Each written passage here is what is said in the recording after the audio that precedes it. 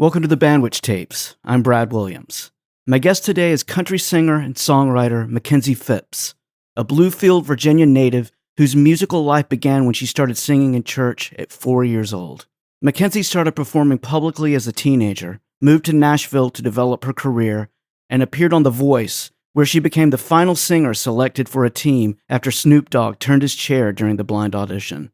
In this conversation, Makenzie and I talk about the influence of her small-town upbringing, the transition to Nashville, and the work required to move from simply singing songs to truly connecting with an audience. We also discuss how songwriting changed the way she listens to lyrics and tells stories. Makenzie shares the remarkable experience of her blind audition and the story behind Devil Ain't in Hell, the duet she wrote with fellow contestant Aubrey Nicole while they were working on the show in California. Here's my conversation with Makenzie Phipps. I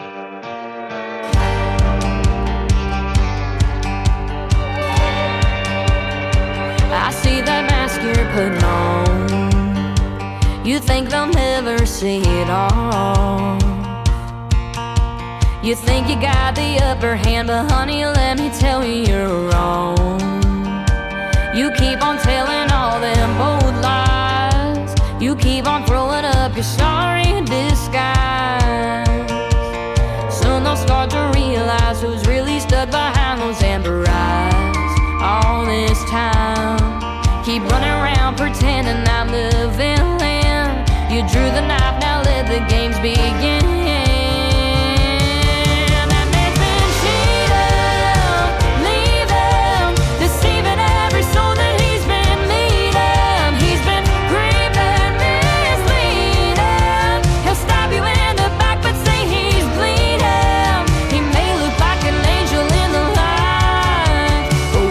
Sun goes down, you better run. The devil ain't in hell tonight.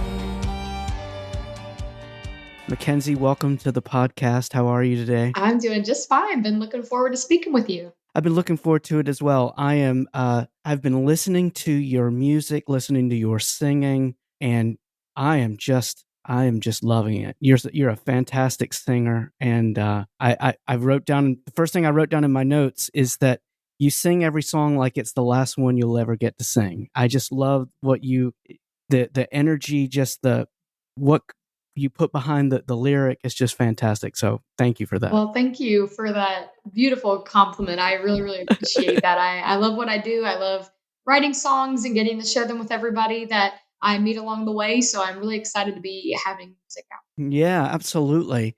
So I guess I want to ask you a little bit about how all of this started for you. I've read that you're from Bluefield, Virginia. What do you think growing up in a small town gives a musician that maybe growing up in a big city doesn't?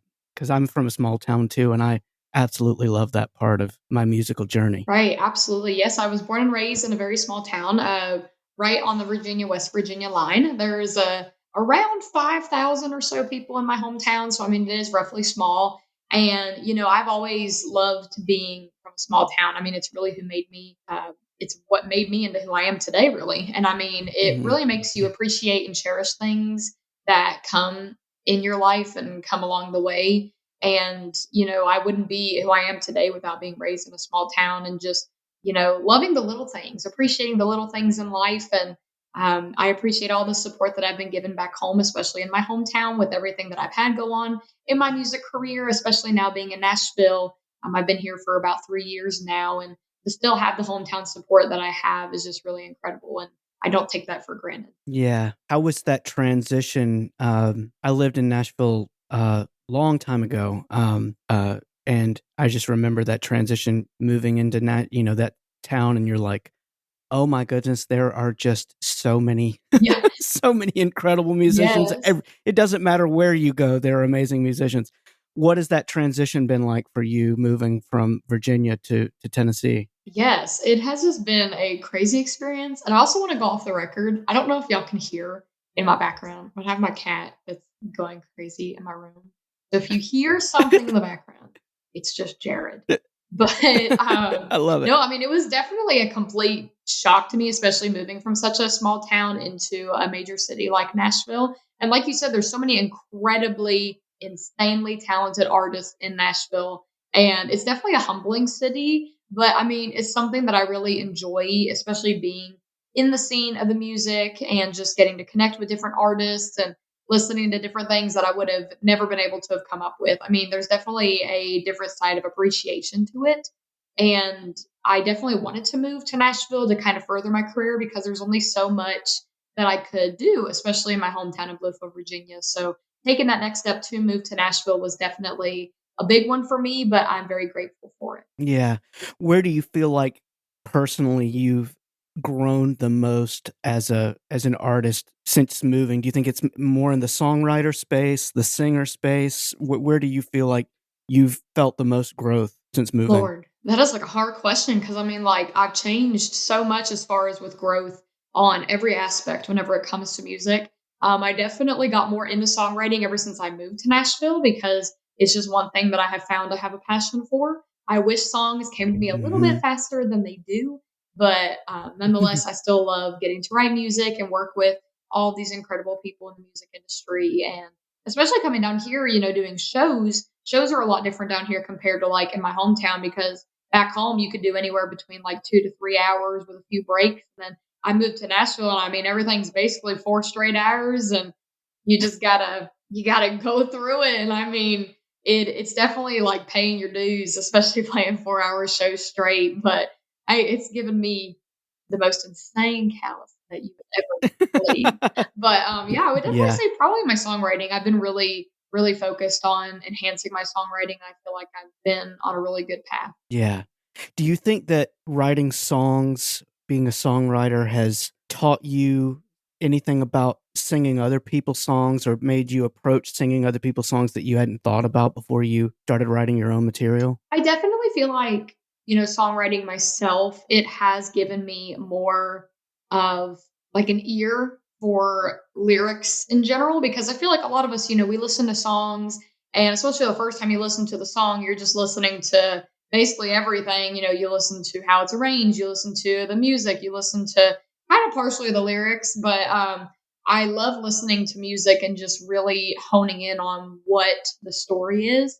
And I feel like that's really helped me in my songwriting because I really enjoy writing about songs that have a story to them. Like, especially my new song that just Yeah. came out. I really love just building a story and just making it come to life. Yeah.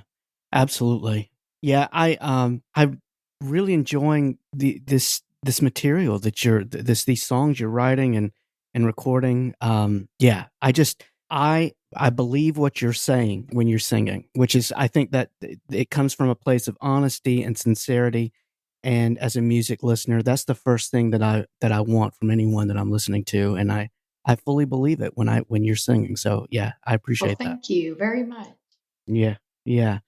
You and I have something in common with each other in that I started my earliest memories of singing started in church. I was singing in church with my mom is still my favorite singer in the world. My father, who's no longer here, he was an amazing piano player, and we both sides of my family, everyone sang. We all sang at church, and I'm so grateful for every part of that. But also the part of it of how much better of a singer I believe I came from singing in church. Do you feel that way about that part of your life too? Yeah, I mean, especially for me, starting out at such a young age, I got started singing in church when I was 4 years old. And even to this day, I'm now 24. So I've been here in music for 2 whole decades, which is like insane to me. Mm. I really feel ancient. Like, and that makes so many people out there like laugh. But I mean, when you've done something for so long, I mean, you just feel like you've gone through everything. And I mean, I haven't even scratched the surface when it comes to that. If you really put it in perspective, I mean, being 24 and I've been very grateful for everything the Lord above has put on my path, especially in music. And it is very amazing to me just with music in general. I can play at all these different kinds of shows, festivals, events, that kind of thing. But I also will still sing at church. And I mean, just getting to sing for our congregation and getting to sing gospel songs or Christian contemporary songs, that kind of thing. I mean, it does definitely feel different. Like, I get that sense of like the Lord is using me because he gave me this gift. And I mean, I would not be doing what I'm doing today without him. And I'm very grateful and blessed to be sharing my music with Yeah. everybody with the gift that he bestowed. Yeah. Do you hear when you sing now, do you still hear any of that phrasing that maybe you learned early on singing in church? Do you kind of have a through line of the way you sing now that you were developing that early on when you were like 4 years old singing in church? I feel like it's kind of like opposite. So, I started singing out in church when I was so young. And, I didn't know anything as like keys or, sheet music or harmonies or anything like that. Like I just sang. And I loved every bit of it. And it was like very simple back then. And it's like, I started doing my own shows in public. I started learning instruments. I started, becoming more knowledgeable just with music terminology and everything involved with music. And now that I look back at that and still, continue singing in church and whatnot, I feel like everything that I have went through with learning music has like made me into a more connected singer whenever I do sing like for, church services or different events and that kind of stuff. And it really just like helps me just release because like back then, I started Yeah. doing shows out in public when I was 14. Like 4 is just, I guess, my lucky number. Like I started at 4, did shows at 14, like all this stuff. And back then, I was at that age. I feel like everybody goes through that age where you're just nervous for no reason, like bashful for no reason, that kind of thing. Mhm. And I always knew I could sing. Everybody who knew me from my hometown, whether that was in school or just around the town, knowing my relatives, that kind of thing, everybody knew that I could sing. But that age, I was just kind of like, I don't know what to do. So I would go and do shows and I would sing the songs, but that's all I would do. I would sing the songs. I wouldn't emote with the songs. I wouldn't, connect with the songs. I wouldn't, talk to my audience and share memories that I've had with songs or share how I feel about how a song is written or how a song is arranged, that kind of thing. And I felt like that definitely came with age and just learning and experience and everything like that. And now I'm able to really just connect with music in a different way. And I'm able to show that with everybody. And that's actually one of my favorite things as far as compliments that I get from people that do get to witness shows of mine is they come up to me and they're like, I really enjoyed just your show. How you engage with people, how you talk about things. And I mean, it took a while. It took a long while for me to be able to be that comfortable. But now I just have accepted that I'm who I am and this is who I am as an artist. And, I may not be everybody's cup of tea, but this is me and it's how it is. I love it. No, I love it. And you're right. I mean, being able to sing in time and sing on pitch is only one piece of the puzzle, right? There's a lot involved in it, including engaging with the audience, making it an engaging experience for the audience, giving the audience a show, right? Instead of just someone standing up there just singing, right? There's a lot. Yeah. There's a lot to That's it. literally how I used to be. So, And my parents, they're like my biggest supporters ever. I mean, as far as basically when I was born, my mom was like, that's my baby. And she's always been supportive of me. And when I decided that I wanted to really, do something with music and, try to make a living out of it, especially at 14, I mean, they were always there with me through every show. But with them being my biggest supporters, they're my biggest critics. They're very, very, they can be very rough on me, even as a adult today. They can still be very rough on me and give me constructive criticism and everything like that. But I mean, back in that time, I would do my shows and I get in the car and my mom's like, Kenzie, you've got to talk to these. Like, you can't just sing a song and say thank you and go into the next song. She was like, talk about the song, like all this stuff, or talk to the people. And I mean, at that time, I was just like, what am I, a 14-year-old, going to say? Because like at this time in my hometown, I mean, I was playing in bars, different restaurants. Like, what am I going to say to people that are going through the trials and tribulations of life, whereas I am 14 and in high school? And it's like, what am I going to say? So it did take a bit of time, but now I just kind of have fun with it. oh, that's awesome. Yeah, I would say that as a singer performer, that was the part that I always felt like I needed to develop the most, is just Right. feeling comfortable to just say what I needed to say on stage. It can be tough. So I was thinking back on it. I believe you are the third amazing singer that I've had on here that has been on The Voice. Lila Ford, Wendy Moten, and yourself have all been on here. All three incredible singers.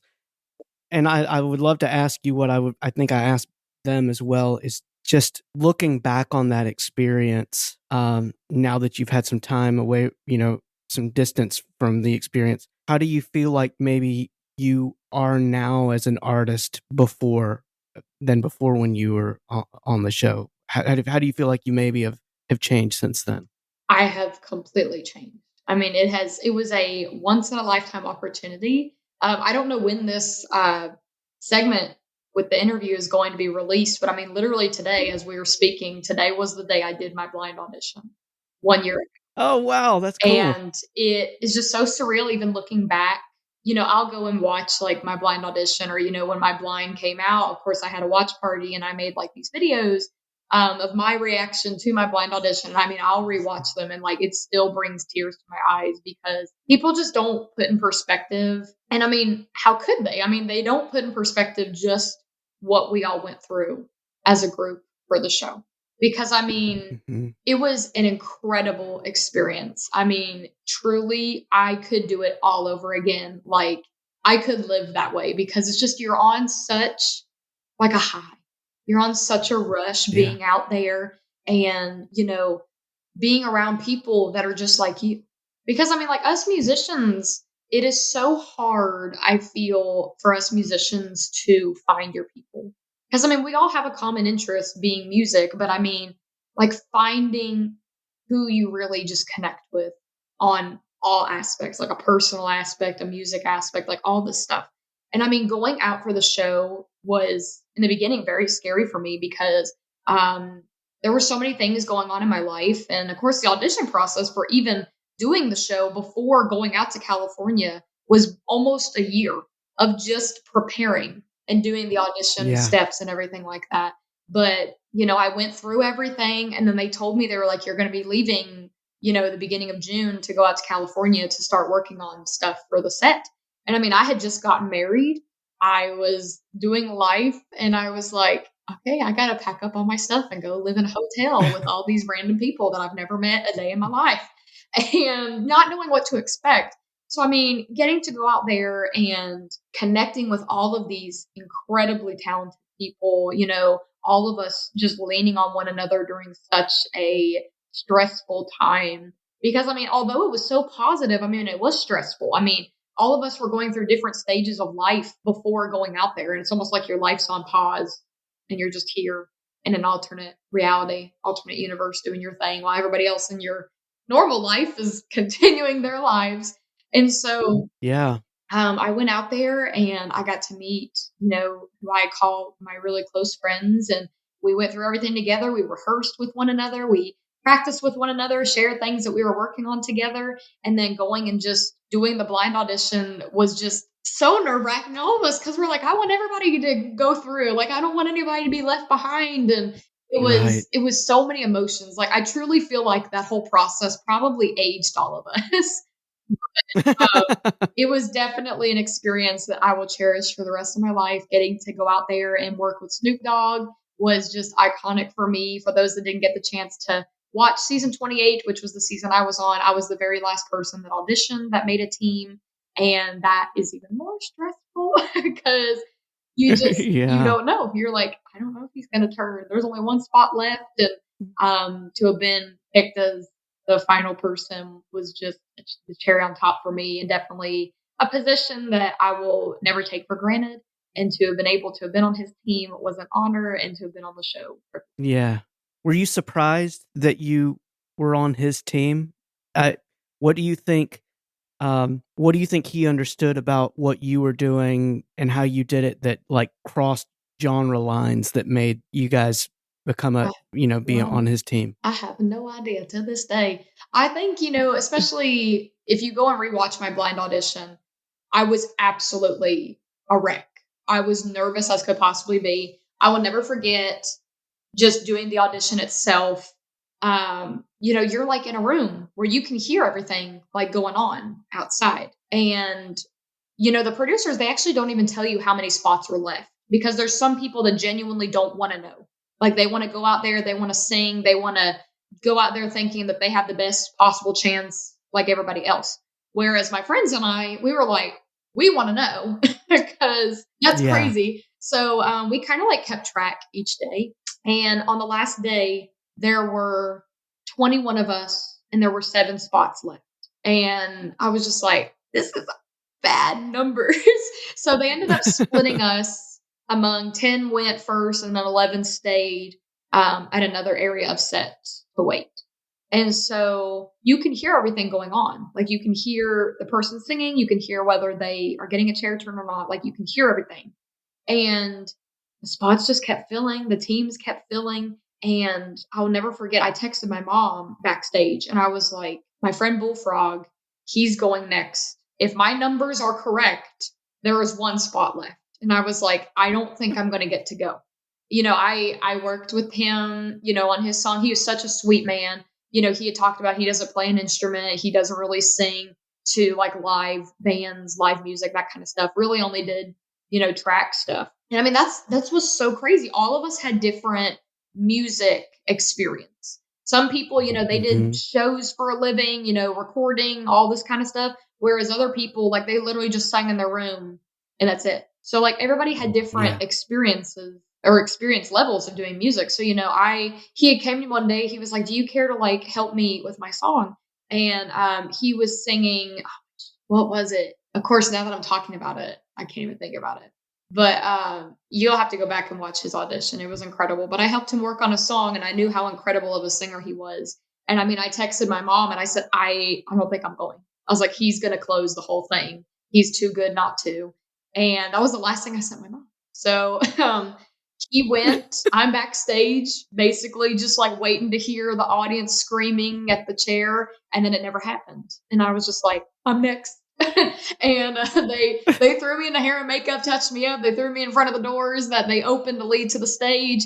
And I remember I just literally stood there because I kind of already accepted the fact that I wasn't going to get to go kind of thing.